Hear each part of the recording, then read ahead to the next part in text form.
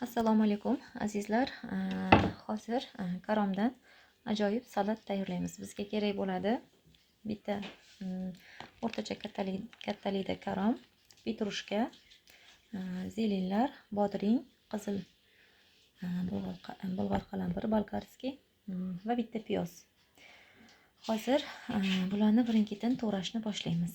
Birinchi karomni o'rtacha kattalikda to'g'rab olamiz. Mana karomlarni shu shaklda birin-ketin to'g'rab boshlaymiz. Mana shu joyini olib tashlaymiz, qattiq bo'lgani sababidan. Karomlarni mana shu shaklda to'g'rab olamiz. To'g'ralish jarayoni. Hammasi shu shaklda, uncha mayda ham emas, uncha katta ham emas, o'rtacha kattalikda to'g'rab olamiz.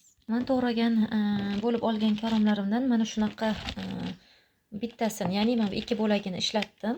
Oilada ko'pchilik yoki kamchilikka qarab mo'ljalini olib ishlatsanglar bo'ladi. Biz kamchilik bo'lganimiz uchun bitta tomoni bizga yetarli bo'ldi. Karomga ozgina tuz, yarim loshkachada, qoshiqchada, chaynak loshkada tuz, ozgina uksus solib, yaxshilab aralashtirib, ezib, ustini yopib olib qo'yamiz 15 minut, 20 minutga. Tuz, ziravor, uksus bilan tuzni solib oldim, yaxshilab aralashtiramiz qo'lda va suvi ozgina chiqquncha olib qo'yamiz. Suvini siqib, keyin suvini olib tashlaymiz. Bodringni mana shu teng o'rtasidan bo'lib, yana ustidan mana shunaqa bo'lib kesib oldim va hozir buni to'g'rashni boshlaymiz. Shu shaklda bodringlarimizni to'g'rab olamiz. Mana shu shaklda to'g'rab oldim. Karomga keyin aralashtirib olamiz. Mana karomni suvini ozgina chiqqanda olib oldim va bodring bilan karomni aralashtirib oldik. Mana qizil bolgarlarimizni ikkiga bo'lib oldim. Endi uzun somoncha shaklda to'g'rab olamiz va yog'da ozgina o'lguncha sal qovurib olamiz. Mana shu shaklda bolgarskiylarimizni chiroyli qilib to'g'rab olamiz. Ozgina kattaroq to'g'raymiz, chunki yog'da ozgina qovurib olamiz. Ozgina bitta sal aylantirib olamiz. Bitta piyoz, mana o'rtacha kattalikda 2 dona chesnok, hammasini birinchi qizil bolgarskiyni ozgina yog'da qovurib olib, uni karomga savoramiz va piyoz bilan chesnokni ham ozgina qovurib olib, ustidan savoramiz. Keyin zelinlarni to'g'rab savoramiz. Ajoyib mazali salat bo'ladi.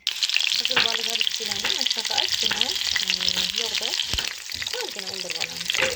Mana qizil bolgarskiylarni ozgina qovurib olib, bodringni ustidan, karomlarni ustidan aralashtirib olamiz issig'ida.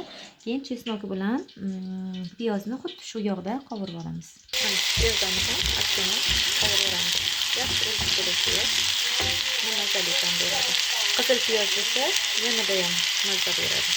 Agar achchiq qalampiringlar bo'lsa, ozgina to'g'rab savorsanglar, yana ham mazza ta'm beradi. Hozir zelinlarni ham to'g'rab savoramiz.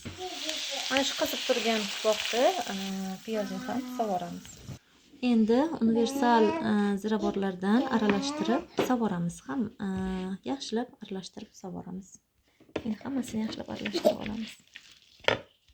Mana azizlar, salatimiz tayyor.